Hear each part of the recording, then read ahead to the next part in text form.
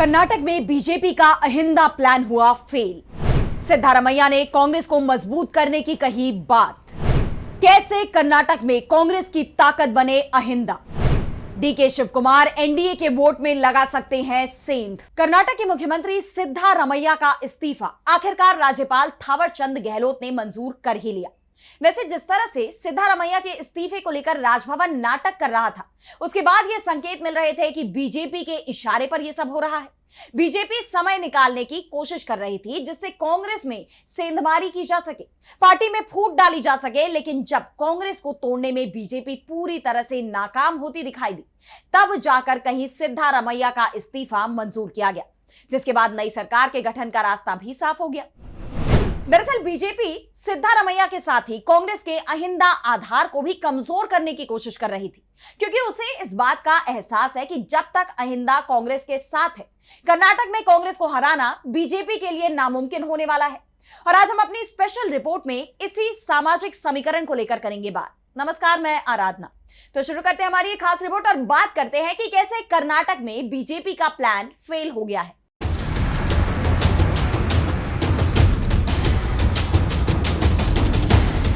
तो सिद्धारमैया ने सीएम पद से इस्तीफा दिया और उसके बाद से ही सबसे ज्यादा सवाल उठ रहे हैं अहिंदा समीकरण को लेकर, क्योंकि सिद्धारमैया का यह सबसे मजबूत आधार माना जाता रहा है। वो 2 बार कर्नाटक के सीएम रहे, तो उसके पीछे भी उन्हें अहिंदा का मजबूत समर्थन ही माना जाता है। अब ऐसे में सबसे पहले हम अहिंदा के बारे में ही जान लेते हैं कि ये क्यों कर्नाटक की राजनीति में इतना अहम हो जाता है। तो कर्नाटक की सियासत में जिन जातियों का सबसे ज्यादा दबदबा माना जाता है, उसमें एक लिंगायत है जिनकी आबादी राज्य में 17 से 18% है, और दूसरा समुदाय है वोक्का लिंगा जो करीब 14 से 15% है। उत्तर और मध्य कर्नाटक में लिंगायतों का दबदबा है, वहीं दक्षिण कर्नाटक, जिसे ओल्ड मैसूर भी कहा जाता है, वहां वोक्का लिंगा का दबदबा है। और इन 2 बड़े जातीय समूहों के खिलाफ छोटे जातीय समूह को जोड़ने के लिए अहिंदा सामाजिक आधार की शुरुआत हुई।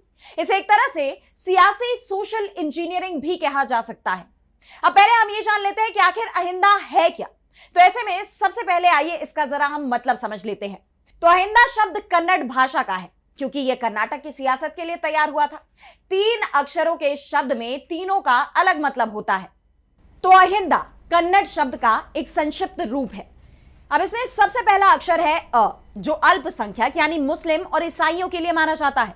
अब इसका दूसरा अक्षर है हिन, जो हिंदू लिदावारू यानी पिछड़े वर्ग के लिए आता है।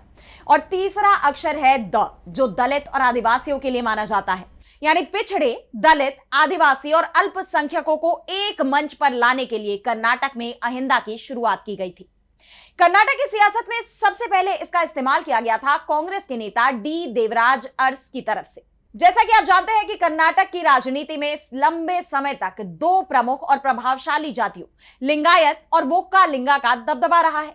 अब इन्हें चुनौती देने के लिए देवराज अरस 1972 में सबसे पहले इसका इस्तेमाल करते दिखाई दिए। वो 1972 से 1980 तक कर्नाटक के सीएम रहे। 1977 में जब जनता पार्टी की आंधी में पूरे देश से कांग्रेस का सफाया हो गया था, लेकिन जब कर्नाटक में विधानसभा चुनाव हुए तो कांग्रेस ने राज्य की 224 सीटों में से 149 जीत ली थी। इसके पीछे अहिंदा का समर्थन सबसे बड़ा कारण माना गया था।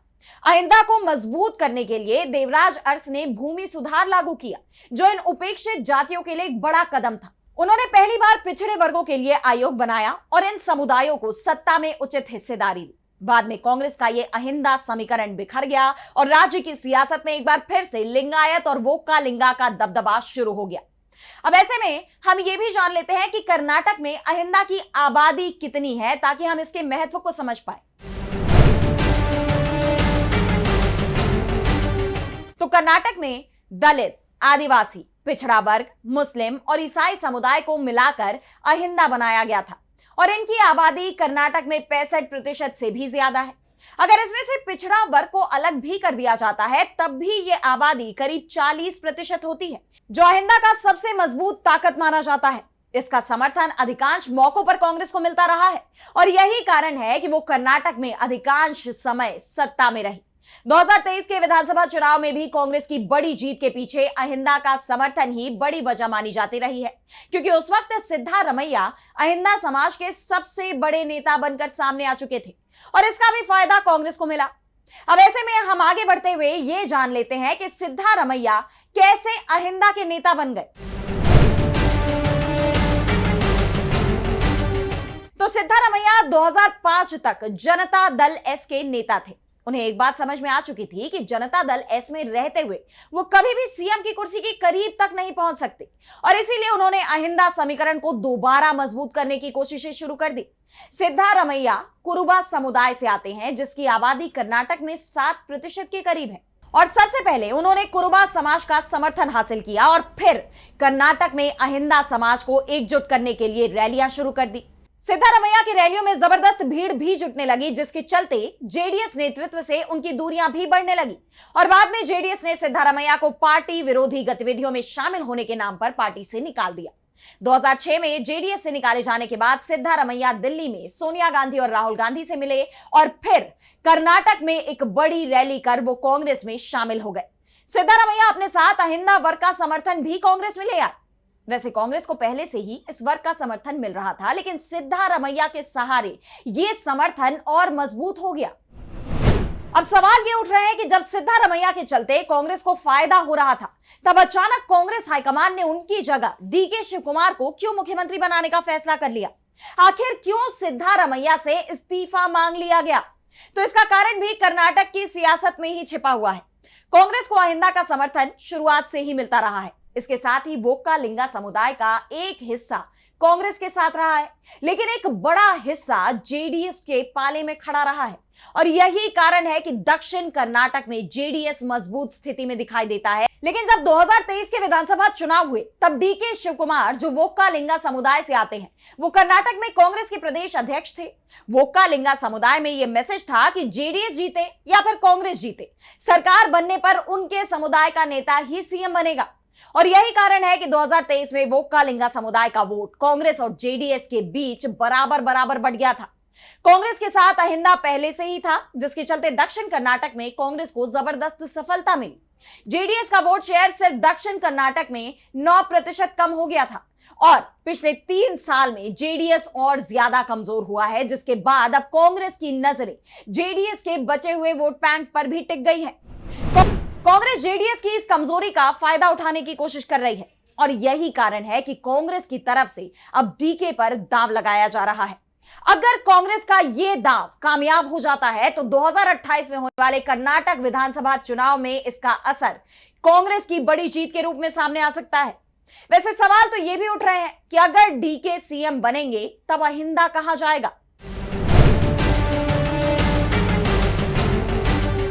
तो अहिंदा वर्ग का समर्थन कांग्रेस को ही मिलता रहेगा, यह तय माना जा रहा है, क्योंकि जेडीएस पर पहले से ही एक जातीय समूह का ठप्पा लगा हुआ है और दूसरी तरफ बीजेपी में लिंगायतों का दबदबा बना हुआ है।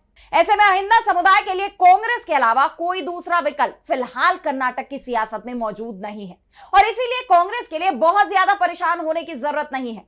अहिंदा किसी भी हाल में कांग्रेस के साथ ही रहेगा। वैसे भी बीजेपी की तरफ से जो सिद्धारमैया को अपने पाले में लाने की कोशिशें की गई, वो तो कामयाब नहीं हुई। सिद्धारमैया ने साफ कर दिया है कि वो कांग्रेस के साथ ही रहेंगे और उन्हें जो भी जिम्मेदारी दी जाएगी वो उसे निभाएंगे। इस वक्त कर्नाटक की सियासत में सिद्धारमैया को अहिंदा समुदाय का सबसे बड़ा नेता माना जाता है। ऐसे में कर्नाटक में बीजेपी के लिए सियासी राय बेहद मुश्किल दिखाई दे रही है। अब आगे देखना होगा कि कर्नाटक की सियासत में क्या होता है, लेकिन फिलहाल आज की हमारी स्पेशल रिपोर्ट में बस इतना ही। कैसी लगी आपको रिपोर्ट, हमें कमेंट सेक्शन में बताइए और अगर आपको रिपोर्ट पसंद आई तो वीडियो को लाइक करना ना भूलें और चैनल को सब्सक्राइब कर ले। इसी के साथ मुझे दीजिए इजाजत और देश दुनिया की तमाम बड़ी खबरों के लिए आप देखते रहिए डीबी लाइव। नमस्कार।